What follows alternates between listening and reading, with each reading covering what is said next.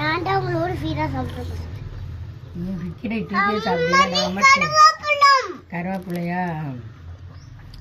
நல்லா சாப்பிடுவேன்.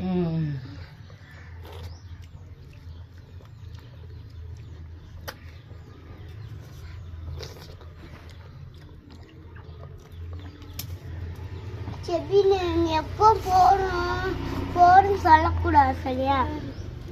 யாருக்கிட்டாயும் யாரும் வாங்கக்கூடாது. அப்படியே வாங்கினா பொட்டிட்டு போயிடுவாங்க வாய.